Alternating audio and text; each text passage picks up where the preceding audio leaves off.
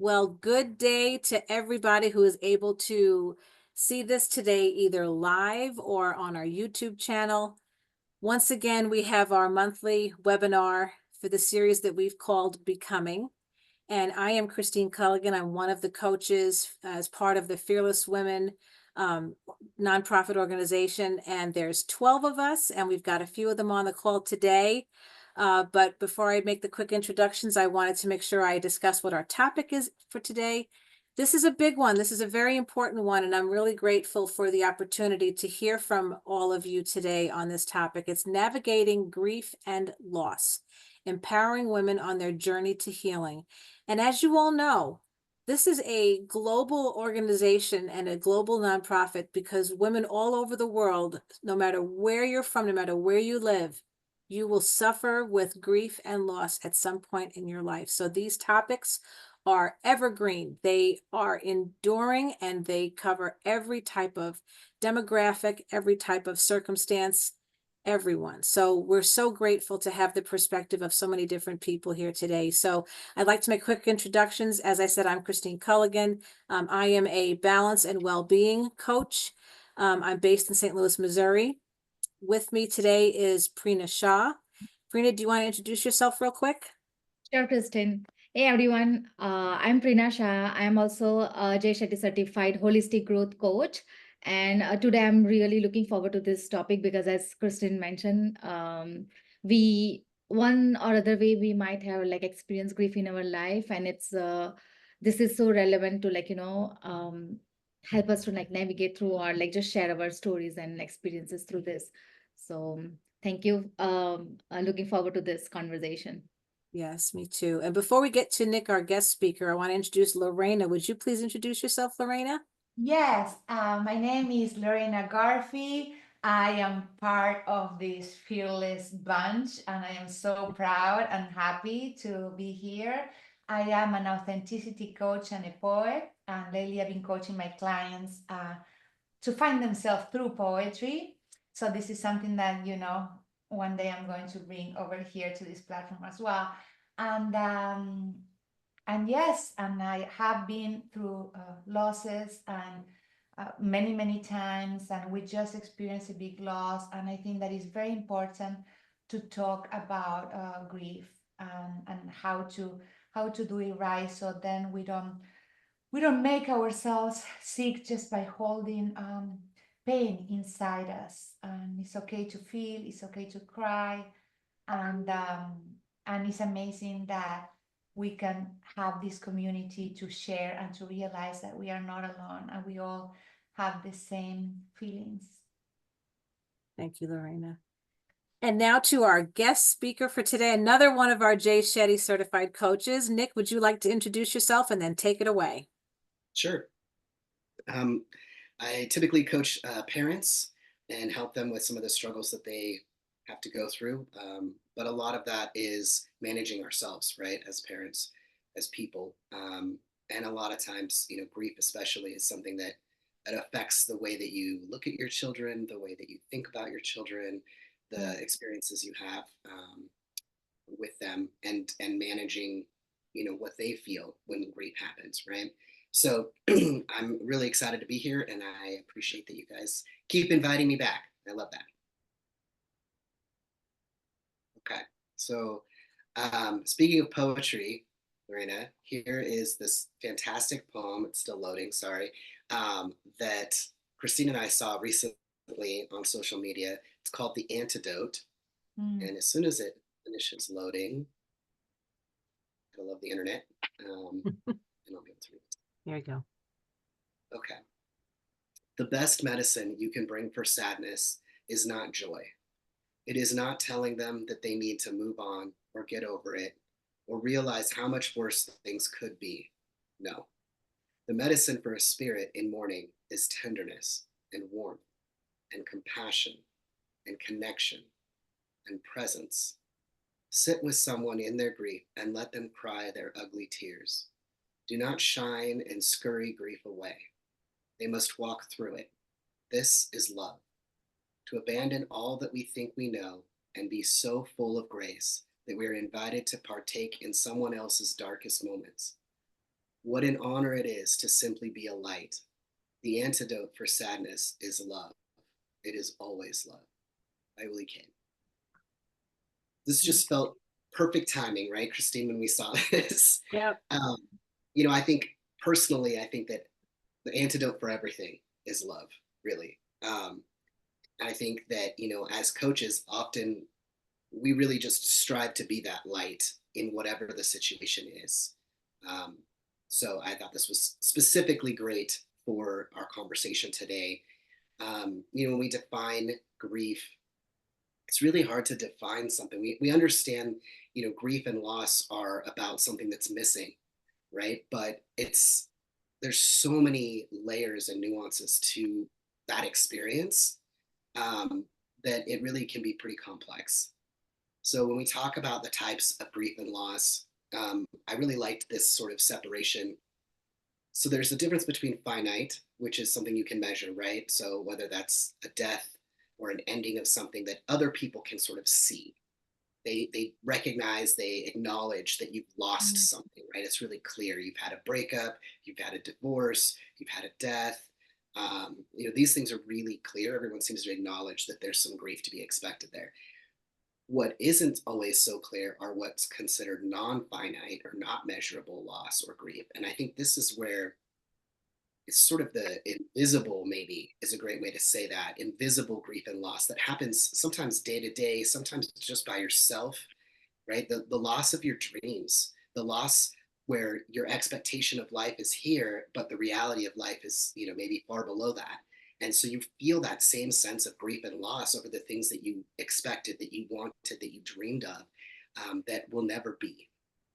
And those are the things that I think people talk less about and get less acknowledgement and support for. But they affect us, I don't want to say as much, but in some cases, I think that is true. So I think these are some really interesting sort of terms for how to talk about grief and loss and these little sort of buckets. What do you ladies think? Go ahead, Lorena. Yes, I agree. It's because, yes, we tend to focus thinking that grief is just about death mostly, right? But in my experience, like the hardest grief for me was losing myself. And that was something that nobody think about it. And I was like, why am I feeling like this? A big part of my life just because of my childhood, which is complicated, probably just like all of us, right? I start to be who I was not, right? And I continue my life like that. At work, I was just making everyone happy, keeping peace, and then I got married and continue like that. And it was one day that I just had forgotten who I was, and I totally lost myself, and I started the grief. And grief was just like those moments when you go in your knees and you know what, everybody talks about it, and sometimes we think, oh, who does that? Well, everybody that gets to the point of just, I can't take this anymore. And I found myself grieving in my knees and asking God, please, to take this feeling away. And I had to accept it and live with that pain until I was able and got the strength to do something about it. But I think it's important for us to also talk about that, because sometimes we're sad, we're depressed, and we don't know where that comes from. And it might come for something like that, just for losing a part of us and for losing ourselves, who we really are, the loss of contact with our inner child. That for me is also grieving, and it's painful as well.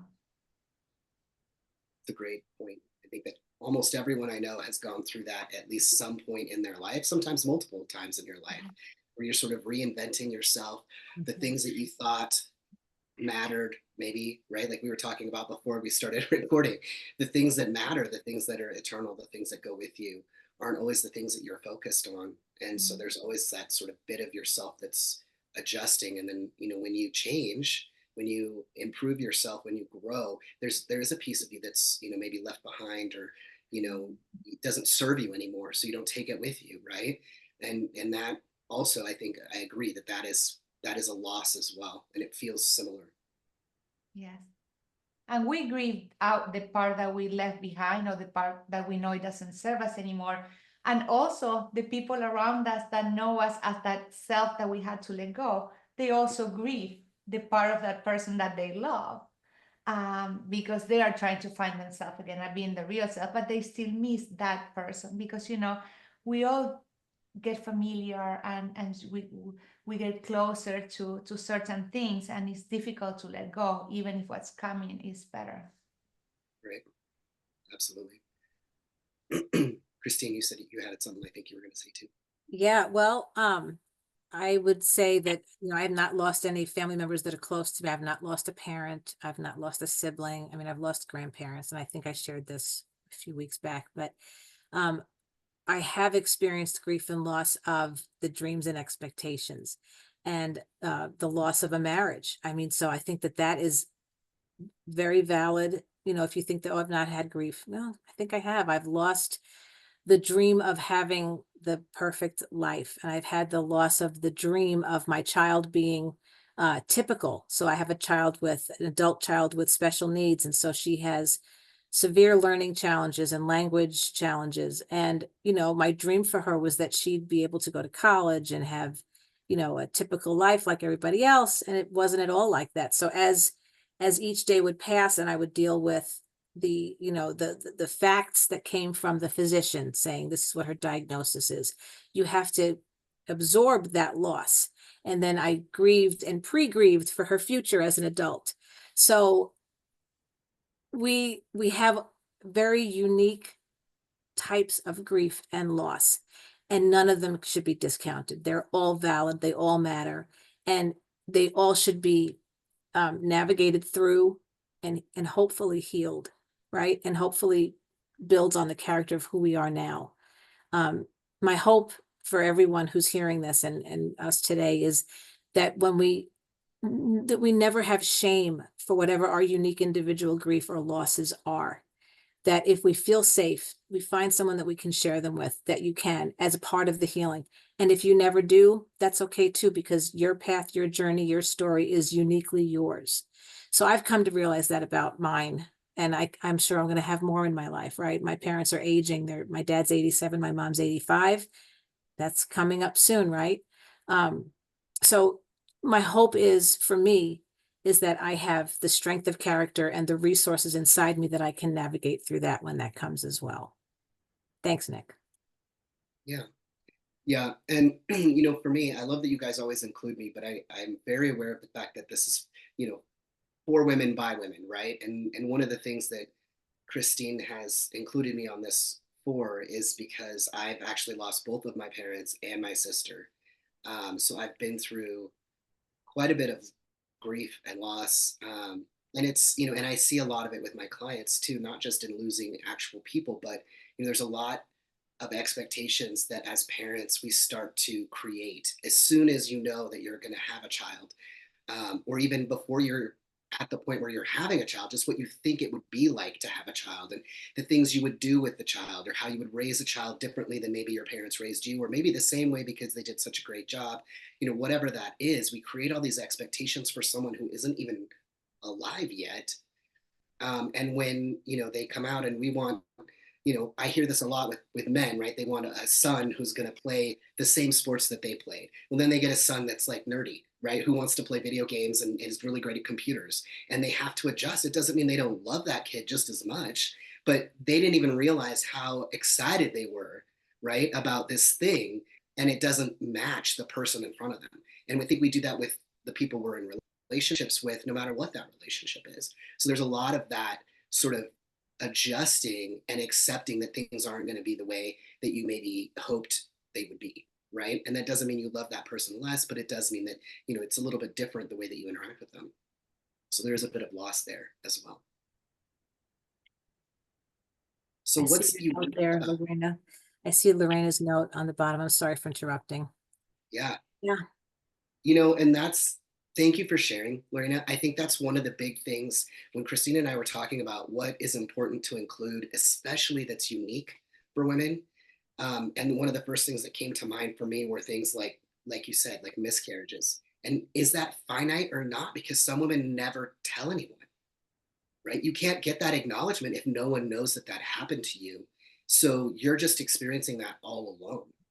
And that, and when we all know that when you experience something alone and you already feel alone, right? And when it's not something you feel that you can share, whether, for the myriad of reasons, right? That could be, it could be shame. It could be that you just feel like, maybe it wasn't something you necessarily wanted to be pregnant. You didn't know, and then you found out you had a miscarriage, and so you don't want to tell anyone because then you have to go through the whole thing, right? Or maybe it was with someone that you weren't supposed to be with, or there's a myriad of reasons for why you might want to keep that information to yourself, but then you hold that inside, and when we hold things inside, there's no release, there's no relief.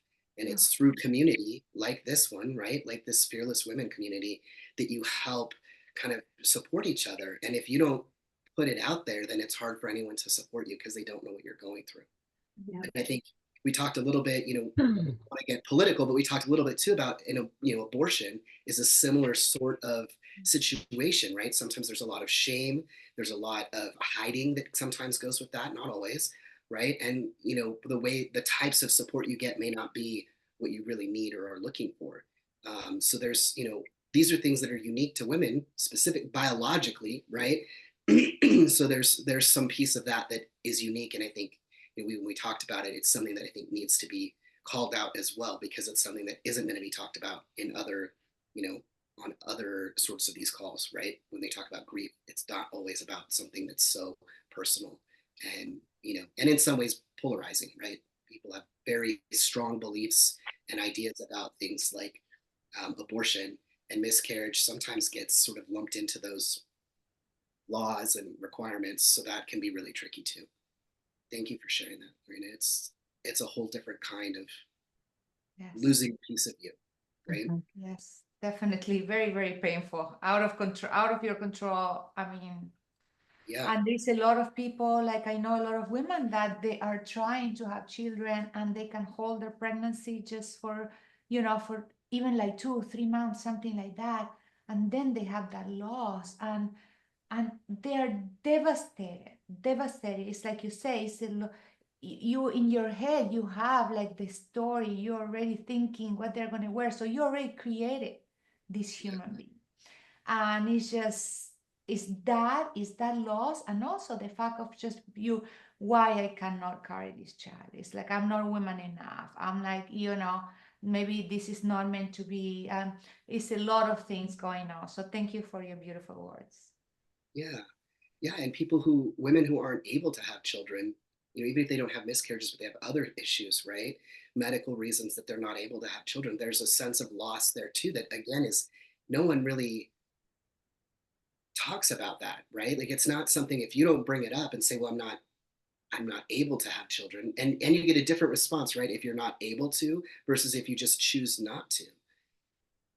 So then it's, it becomes a whole different thing. There's so much shame and pressure and societal expectations, right? That you're going to have a family. And if you can't have a family, then there must be something, quote unquote, wrong with you. And that all gets placed on the woman.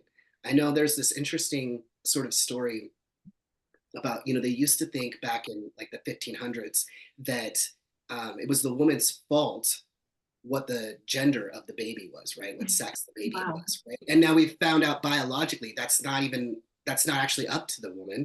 It's up to the male seed that comes in that determines sex. So, even then, right? Women being held accountable for something that they had no control over. So it's, a lot of times, right? Women get sort of put on the hook for these things being, their fault or their responsibility. Still, I think in America, there's been a pretty good shift now. It's starting to get a little bit more momentous, but, where more men are staying home and being sort of stay-at-home dads.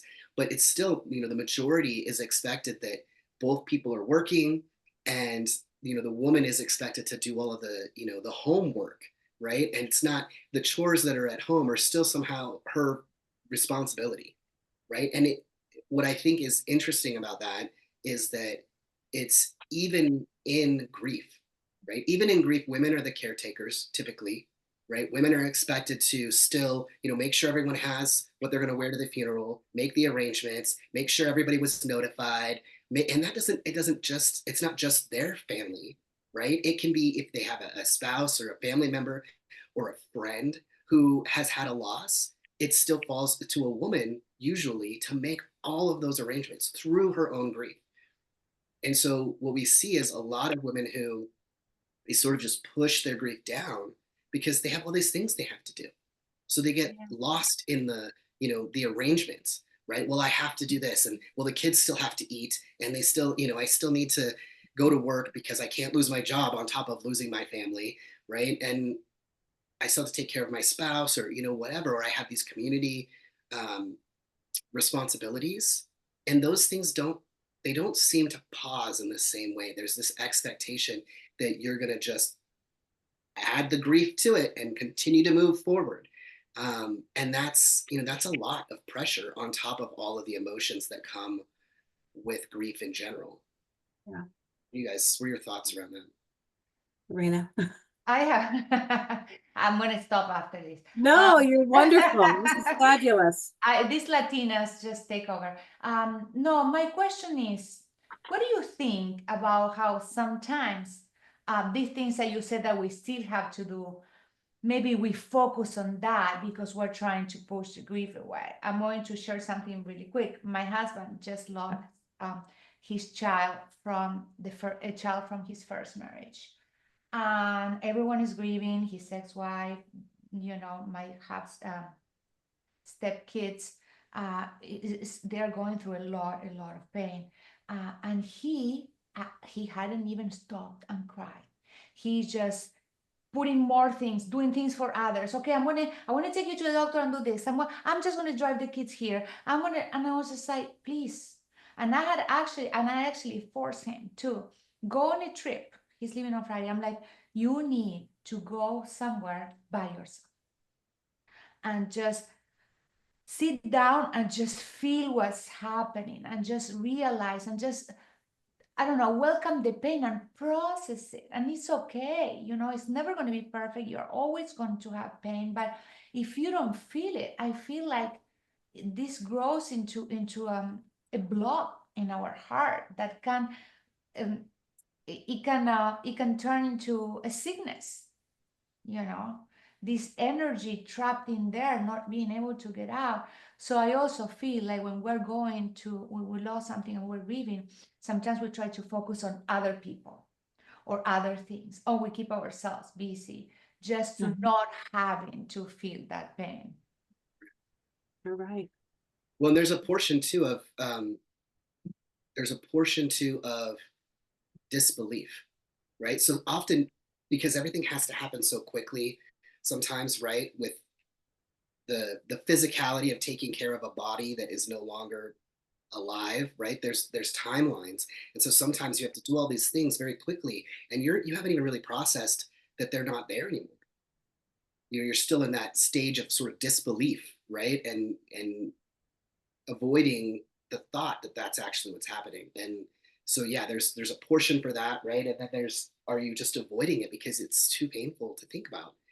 And you're right, some of these are societal pressures that you need to get these things done, and some of them are people putting that pressure on themselves so that they don't have to think about or experience the pain. Sorry, Prina, go ahead. Yeah, I was gonna mention the same thing because we'll cover that in our concluding slides, that grief has its own stages, right? So the first stage is always avoidance, because you don't want to accept Right.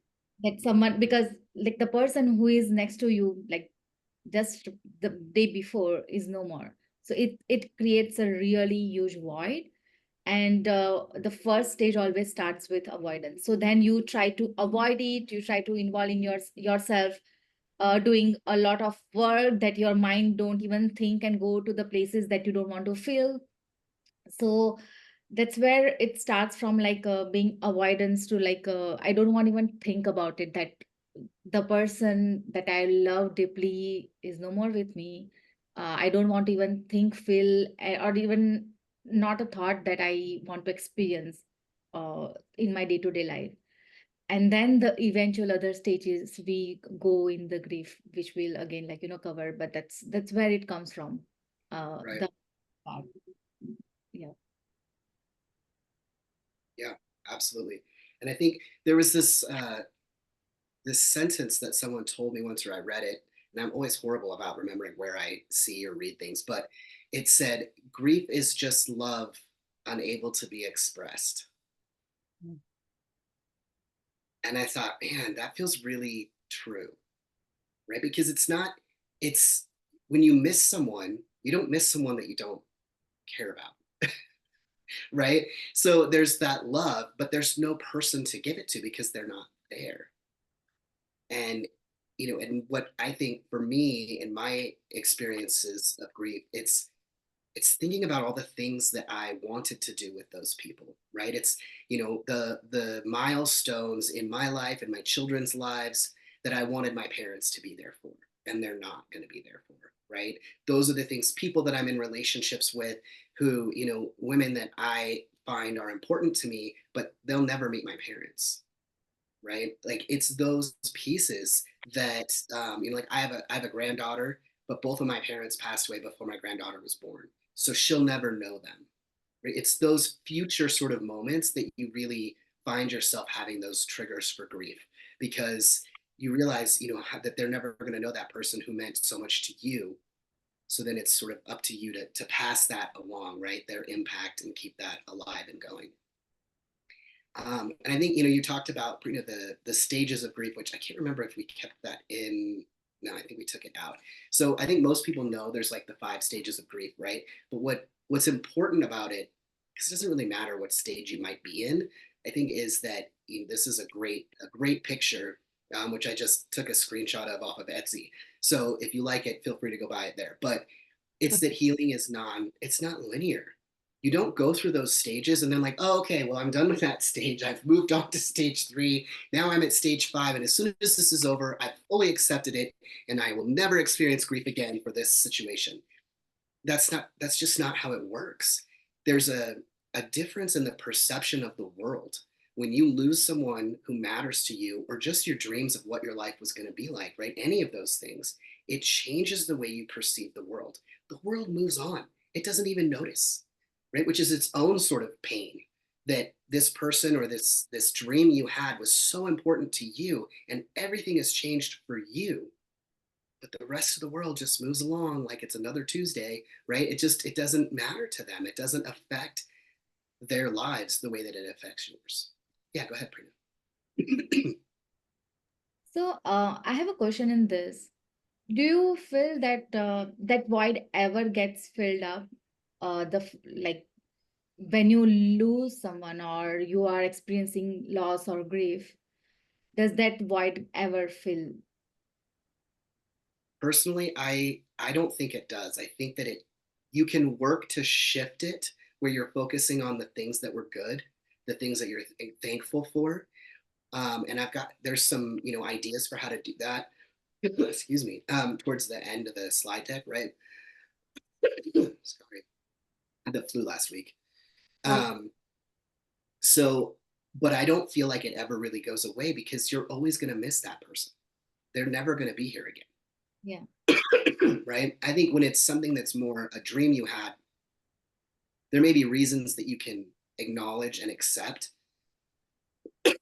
sorry, that make it easier to move on and lessen that pain. But it's still something that you wanted that you weren't able to make happen, right? So there's always a piece of that. Can I share something? I don't know how to do the hand raise. Raising my hand. I thought about this before, and I think this is the right time to share this. Has anybody heard of the Japanese art of Kintsugi? Have anyone heard of that? It's the broken pottery. It's an art in Japan. Oh, you okay, you know what it is, Lorena. So I'll read you the definition. It says the Japanese art of repairing broken pottery by mending the area of breakage with urushi lacquer, dusted or mixed with powdered gold, silver, or platinum. This has been a part of my I bring it back to remembrance a lot in my life, and I think this fits really well. You'll never be the same piece of pottery that you were before the loss, before the grief. You're broken, so to speak, right? But it's not a waste. It's not a loss. You can't say, oh, it's useless now because it's broken. No, let's repair it. It won't look the same. It might actually be more beautiful now because it's been repaired with gold. And so it says, there's so many ways to interpret this for our lives, but some, with love and care, we can put ourselves back together in an extraordinary way. It reminds us of the impermanence of all things. Nothing stays forever. But I don't really look at it like that. I look at it as I am broken. My art as it was is different, but I'm repairing it, and it's even more beautiful now, post grief, post breakage. So I wanted to share that. That's actually very interesting, Christine, because there is another similar phrase, which is ship of Theseus, which is also like, if there is a like solid piece, and if it breaks, and when we try to attach all the pieces, the broken pieces, does that still look the same, or is it still same, right? So that's very yeah, it's in the similar realm. And I wanted to like share, since we are talking about like grief of women especially, or this actually like can go into like any gender. What we Whenever we experience any loss, or like we are going through this grief, right? Say for example, a woman lose her partner, or maybe other family member, or vice versa, or maybe like a male who loses her, or like his partner or spouse, and there is a fine family dynamic. Then through this grief and loss, you are also have to like handle your maybe kids, like you have to handle their grief, you have to share, be a support to your like kids, even though you are like experiencing grief. So that's gonna be so like a very vulnerable situation to handle, because now you are because you are also experiencing your kids grief and your own. So, and then you have this whole pressure of like trying to like have like, or act all both the roles of the parent, that you have to be like strong as a father or a mother, like irregardless who you are, but you have to try to be both side of parent to your kids. And this is just one example, but there can be a different dynamics to this situation. And a lot of time we uh, like when we are in this situation, we don't understand what we are going through, because a lot of like emotional turmoil that goes inside us. And that's when like trying to understand, try to take as much as time you need to grieve and seek out support, uh, is comes a very crucial, like happens very like it's very crucial uh, to be surrounded by a good support system, because it can get like little heavy when you are like struggling and juggling three these different roles while you are still grieving uh, in your own life. That's a really good point. And a lot of times the first thing that a child experiences death in is either like a grandparent or an animal. Very often it's an animal. It's the dog or the cat or the bird or the fish or whatever it is. And in some ways, it's almost like a nice sort of stepping toward, right? Because you can have a conversation, but you're not usually as upset, right? Because it's not a person. Not that we don't love our animals as much as we love some people in our lives, because that is true for many. But in some ways, that is often their first experience of death, is someone who's not super close to them. They often, have more of a relationship with the family pet than they do with a grandparent who, maybe lives far away. But the other thing is, my son has said some random, it sounds very brutal when they say it, right? They don't really know what they're saying, but like my son will be like, oh yeah, because grandma's dead. And he's so matter of fact about it, right? Because it's just a piece of information to him, right? And I'm like, Yeah, she is. Thanks for reminding me, right? Like, they don't realize how that's going to have an impact on you when they say those things. So that is, that's something that can be kind of its own trigger, right? That and my son is autistic, and my youngest, and so he will perseverate, which means he will say the same thing over and over and over and over. So let me tell you, if hearing it once is hard, hearing it 37 times in one day is frustrating, right? And if you haven't done that work yourself on handling your own grief and managing your own emotions, that can be a really tough day.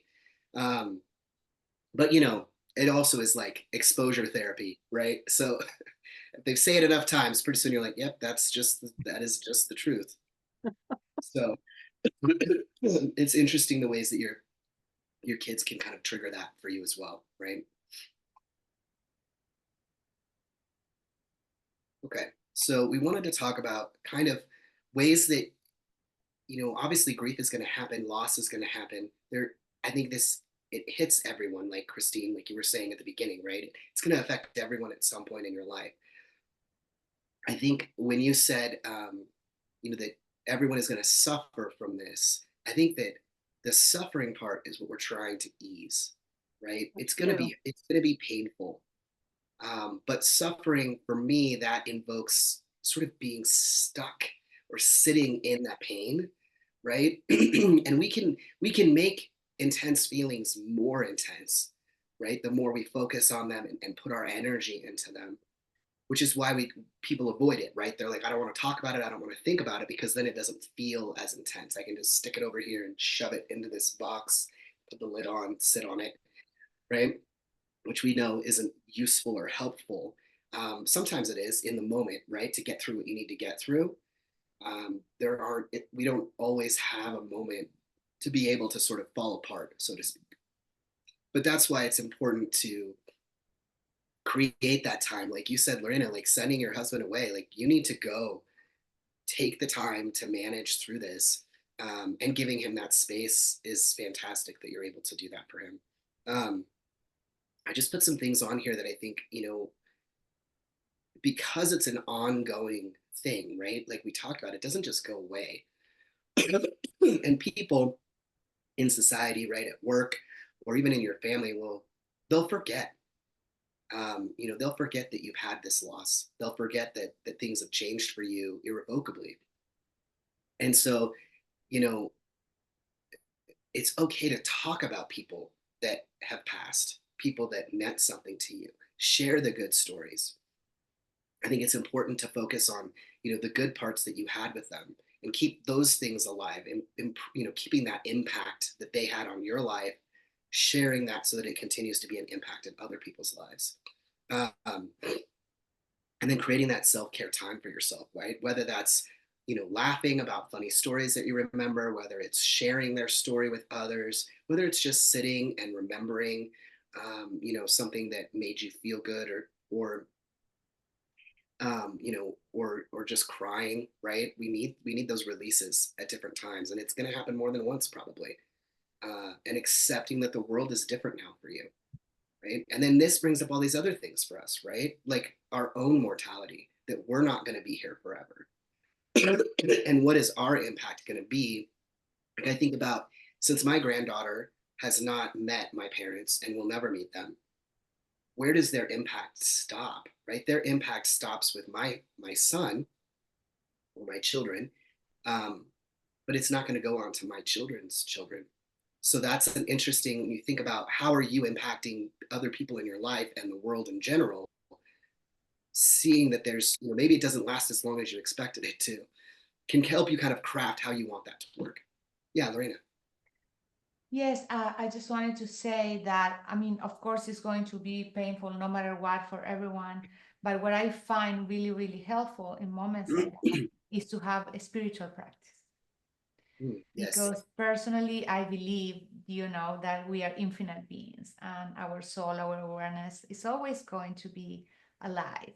So if I think like that, I have the hope that, we're still together, there's around, that the spirit is around, that lives in me. And eventually when it's my time to pass, I will be received by someone else. I will still be with my loved ones. I find that believing, having a spiritual practice, you know, either you're Buddhist, Catholic, Christian, it doesn't matter. Just believing in something bigger than us and thinking that our soul will keep going is very helpful. And journaling, I find that is very, very helpful. Like even if you're pissed, I'm upset at you because you left me and this and once you start writing, all these things come out, and it's really like dumping all that in a paper is powerful. It helps you process it, you know, among other things, you know. It's like it's a mix of everything, that every tool that you might have to put to practice. Yeah, 100%. Prina. And, oh, Prina was first, Christine. you're right, sorry, Turn. jumping in. Wait, Go ahead, Prina. your thought. No, it's okay, you go, you go. Yeah, I was just adding to what Lorena just mentioned. I have experienced loss. I don't talk enough about it, but what helped me during that grieving process was I was very angry at first. Then I journal a lot about like how this can happen and everything. And then I converted those talks into more as if that person is alive and I'm talking and I'm sharing my day. So keeping them alive in my heart, what helped me. And then thinking and praying that they are always looking at us. So like how they might be physically with around us, but like they're always there upon looking at us, and they be happy if we are happy doing our thing, making them proud.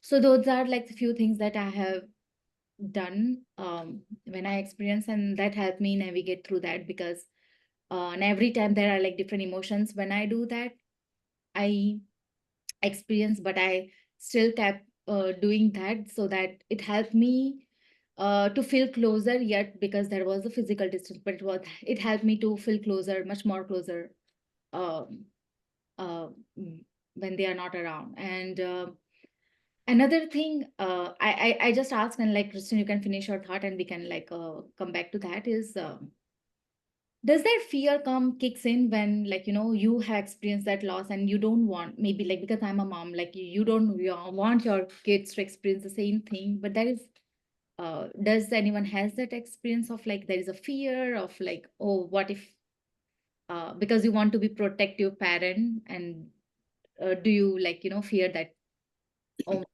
uh, hope my kid or anybody near to you or closer to you don't experience what you have experienced?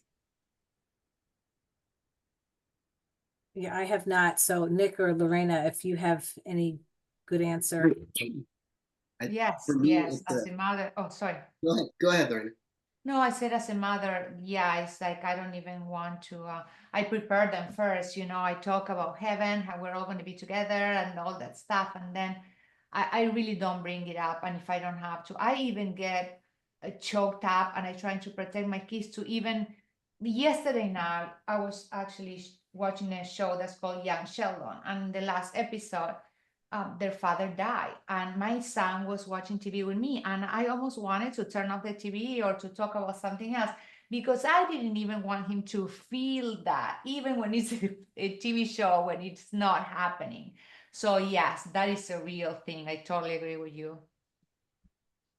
Yeah, it's definitely a fine line, and it's something that you have to kind of decide within your family, right? Of what you know your child best, right? And so you know what they can kind of handle and what's developmentally sort of appropriate. Excuse me. For me, with my youngest, um, he was only 2 years old when I lost my family, so he doesn't really remember them. My older kids, I have three children that are adults. They had different experiences, right? They were old enough to understand and to miss and already know those family members, so they, they had a different experience. But for him, there were people that, he would see, like the picture of my father on the wall, um, and I would just tell him, this was my dad, and he's passed away. And so it was more like information, right? There wasn't an experience of emotion for him necessarily. So I think it depends on kind of how you want to share that information. For me, I feel like when you introduce that life is sort of this cycle, right? That death is part of life, that everything that's alive will at some point not be alive. It becomes more of a, to me, it was about sort of mediating that shock value, right? That, oh my God, I didn't realize that people aren't going to be here forever. Which can be a big, realization if it's not something that you've ever thought of before. And even if you've thought about it, when it happens for the first time, it feels really different than what you might expect or, intellectualize it's going to be like. Those feelings are very different. So I think there's a piece of that too. And then I wanted to say too, when we were talking a little bit earlier, all of these things that we're talking about are about losing a relationship that's good. But what about when we lose a relationship that is difficult or toxic? You still have a lot of these same feelings, but you don't have any way to get closure, perhaps, right? There are things that were left unsaid. Maybe you were in the middle of, having a no contact because this person was really difficult for you.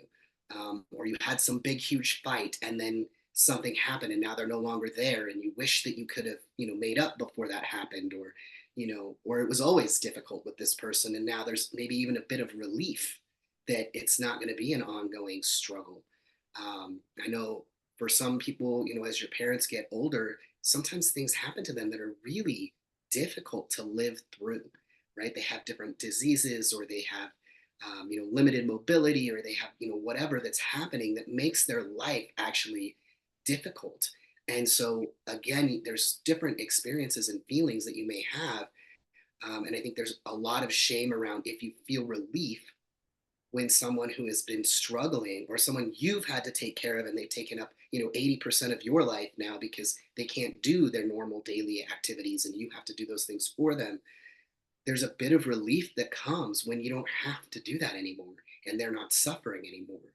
And then there's some shame sometimes that follows that, right? That you feel relieved that they're not here because that doesn't seem right. So it's such a complex thing, and it really does depend on the relationship you have with that person, and what their experience of life is when they're no longer there. So there's a lot, right? There's a lot there, and being able to give yourself time to think through, and like you said, Lorena, journaling, right? And Prina, you said the same thing. Like being able to get those feelings out is a way of trying to give yourself that closure, right? You can't respond for them, but you can kind of have that conversation. I think they would have responded this way, or even if you think they would have responded badly, you get to decide what that story is. You get to create the story, and you can create a story that makes you feel better. There's nothing wrong with that. I love that.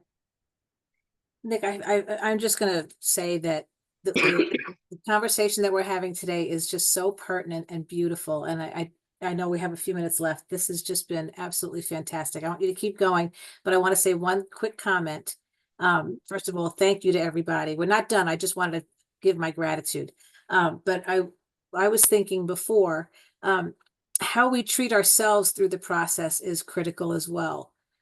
If it was a child that is suffering with grief, we would be so kind to them. We'd speak so kindly to them. We would treat them with care. We would let them know that there's no guilt, no shame in how they're processing it, right?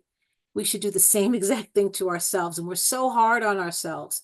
And so the only input I have for this is just part of this passing on the love is speak to yourself kindly, treat yourself kindly, give yourself grace, give yourself a time frame that you may not have an end date to. We don't know, like you said, it's not linear, Nick. We don't know how long it's supposed to be, how long we're supposed to grieve for. Everybody's time frame is going to be different. Just compassion on ourselves is a very important piece of this as well.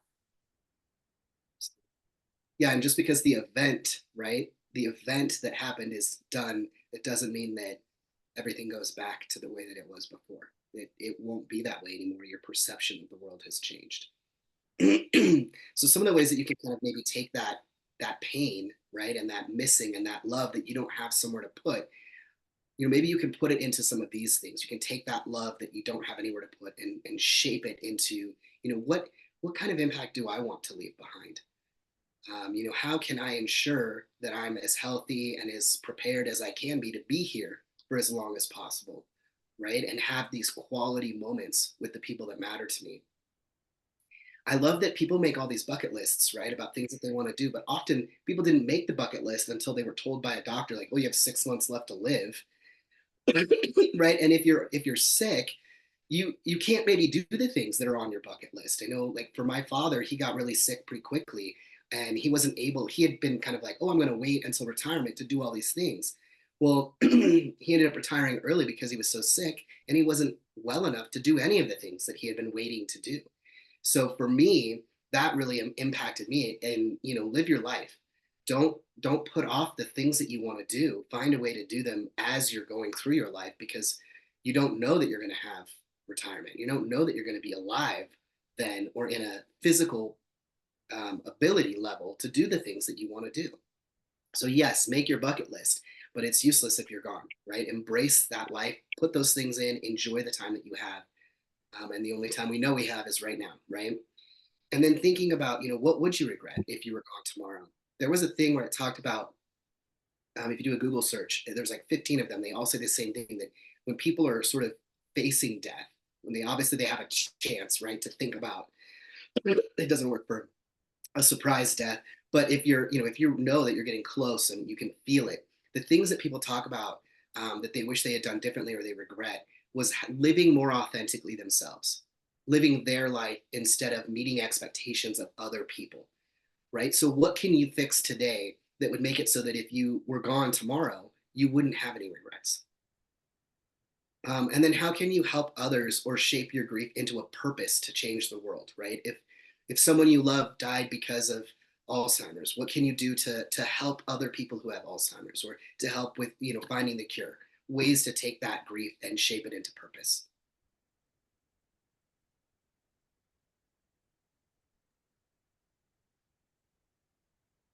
Okay, so anything else that you guys wanted to add? Lena, you had something you want to share? Yeah, this is really actually these all bullet points are so important because we rarely take account of the life is limit, there is a limit to our life, and we always think of one day when I have this I'll do this, and we forget that power of now. It's today, now is where you actually can do whatever you have think, so that the regrets are less and you are enjoying your life to more, to the fullest or more.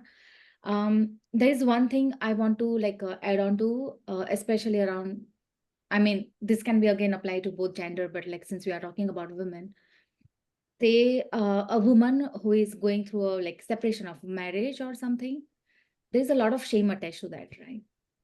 One, you are feeling a feeling of loss and grief, and then loss of marriage, and you're grieving that in that process, and a lot of societal pressure and shame is attached to that. So you have to also face that. You have to navigate through those outside external validation of, because then you go into proving why, what, how, and why you take this decision, and that you forget to again look inward, that what matters to you and how you can still focus on your own process of grieving.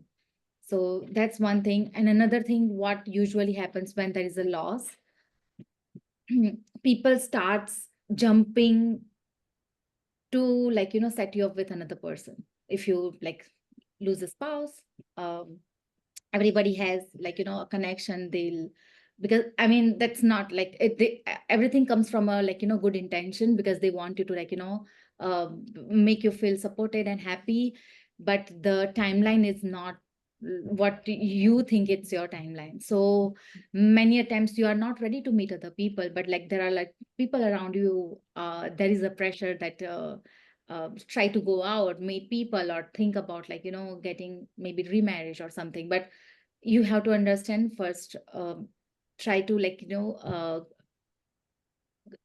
have that grieving process, so that you are now established and stable and open to meet other people in, and once you are have experience and process those loss.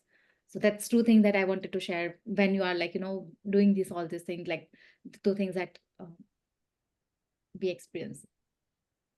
That reminds me, I was thinking when you were saying that, you can't replace one person with another person. Yeah. But what's interesting, excuse me, is we try to do that with pets, right? We do that with our kids. We say like, oh, the cat died, but we're gonna go get another cat. And I encourage parents, like, don't do that. Don't try to find another cat that looks just like your old cat. Don't name them the same name. Don't try to replace, because that's not a real thing, right? You cannot replace a person. You cannot replace a pet. You can have another one, but you can't really replace what you've lost. And I think understanding that and being able to, sort of model that, right? Like, oh yes, we loved Rover and he's gone, and that makes us sad. And maybe we can get another dog in a couple of months, but it's important for us to, excuse me, to adjust to the fact that, Rover isn't here anymore. And, we're going to miss him and we love him and blah, blah, blah. Right. So just a thought I had about, that whole idea of like, okay, well, that one's gone, but you just need to get a new one. That's not really how it works emotionally. And it can be really confusing for kids too, right? If you just go out and you're like, oh, you just get a new one. I've had kids ask their parents, oh, well, since grandpa passed away, like, where can we go get a new grandpa? Like, they just think they're going to replace it because that's what's happened with pets. So just a thought I had. Can I share a very cute story? Yes, please. I mean, my son is 5.5. We haven't had the discussion around like, death and all, but one day, like there was like some reference of like, what if some person leave? And then he's like, oh, I'm like, what if mommy leave? And he's like, oh, are we gonna get new mommy? Do I need to like, so it was more in the fun concept. It was like, even I was like laughing and joking around in, but it's just like, how the innocence mind are. And there was another day when we had like a very loose discussion around that, and they are like, and he's like, because he knows pyramids, so I was just trying to ask him like, what did like people die and what it like, again, like very casual term, because I wanted to like, start having, I thought of like having like discussion, but I don't know still when to start. So just one moment there was some reference, and I'm like, what happens when people are, oh, they go to like they are now in a pyramid and they become mummy. So he to attach like, what he has read about the stories. And he's like, oh, so are like, are we gonna be like mummy like when we die? And he has this whole like, his own imagination and all around that. But yeah, that was I mean, I am like I still like thinking about like when it would be a right moment for me to like, start having this discussion. But like I feel so it's so funny that he has this own his own like understanding of what it is and how he start attaching with pyramids and being mummy. Yeah, it's interesting too, because sometimes you don't understand how complex something is until you're trying to explain it to a child. Um, this happens to me a lot with my autistic son, because a lot of times he asks questions around like social interactions, and the rules around social interactions aren't always the same, right? So it's like, you do this, and then he's like, well, I did that, and I'm like, oh, but in this situation, actually, you don't do that because whatever, right? And so it's like, it can be more complex than you expect. Um, a kid might understand that they stepped on a bug, right? And now the ant is dead and the ant's not coming back, but there's 8 million more ants, right? In the little pile, versus when grandpa dies, he's not coming back. They're very different ideas. And sometimes, people have different belief systems about, does the ant go to heaven? Are we having that conversation? Or do we think that the ant comes back as another ant, right? But we don't think that those things are the same for people. So there's a lot more complexity than we often expect to have to discuss. And obviously those are different levels and age groups and stuff like that. But yeah, I mean, I think the more common it is that they understand that life isn't forever, it's not, doesn't last forever, and people and creatures and plants and everything sort of has that cycle. I think the more that kind of makes it less scary for them, right? Because it's just a natural part of life. This was so much fun. I love that Oh you my guys gosh, included me in these presentations. I enjoy it. Thank you. me too. This has been fabulous. Great. Any final thoughts? I think we're right. We're a little over, huh? 5 minutes. No, it's okay. If I'll just comment again how I knew this was going to be an impactful conversation because, like I said in the beginning, everyone experiences it at some point in their life. Some people have been blessed with much more than other opportunities to experience loss and grief. But some people don't feel it until when it hits, and then they realize I'm not equipped. And some people just push it under the rug and never deal with it. So I'm grateful that we had this opportunity to discuss the different nuances around so many different topics. And maybe the people that come across this video down the road will be able to be healed or start on their healing journey because they came across this just accidentally. We know there's never any accidents in life, right? So I just know that this was meant to fall together the way it did. And to each of you, thank you for sharing from your hearts today. And Nick, what an incredible presentation. And you are incredibly gifted. And thank you for sharing part of your life experiences with us today. Thank you for letting me be here. I appreciate talking with all of you. Thank you so much, everyone. This was amazing. It was a great conversation. Thank you so much.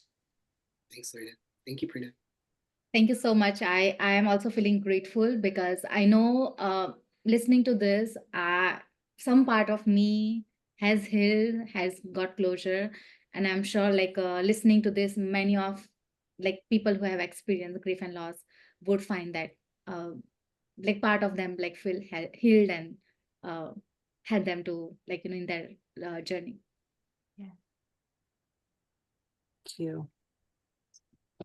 Well, I hope everyone has a great rest of their day.